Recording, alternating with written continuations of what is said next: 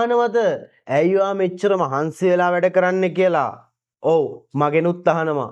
එතකොට මම කියනවා that's why I never stop කියලා. ඒ හින්දායි මම කවදාවත් නතර නොවෙන්නේ කියලා. ඔයා දන්නවද ඒ හින්දායි ඒක නිසායි කියන අදහස දාලා කොහොමද ඉංග්‍රීසියෙන් කතා කරන්න කියලා. ඔයාට පුළුවන් that's why භාවිතා කරලා මේ අදහස ඉදිරිපත් කරන්න.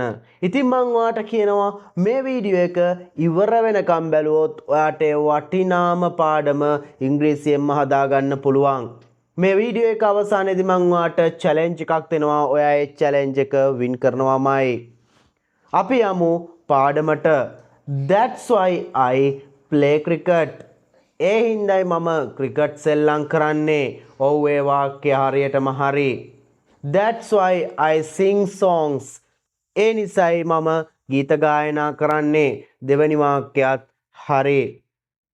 That's why I go abroad. ඒ හින්දායි මම රට යන්නේ. ඒ වාක්‍යයත් හරියටම හරි.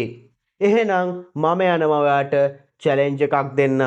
ඒ චැලෙන්ජ් එක තමයි ඔයත් වාක්‍යයක් නිර්මාණය කරලා දාන්න ඕනේ මේ කමෙන්ට් සෙක්ෂන් එකට. බලමු ඔයාගේ උත්තරේ හරියටම හරිද කියලා. හරියටම හරි නම් ඔයා චැලෙන්ජ් එක වින් කරලා ඉවරයි. මේ වගේ සරලව ඔයාටත් ඉංග්‍රීසි ඉගෙන ගන්න ඕන නම් අපිත් එක්ක දැම්ම එකතු වෙන්න. පහත තියෙන WhatsApp බටන් එක ක්ලික් කරන්න. එහෙමත් නැත්නම් 076යි 82යි 34යි 689 අංකයට දැම්ම WhatsApp පණිවිඩයක් යොමු කරන්න.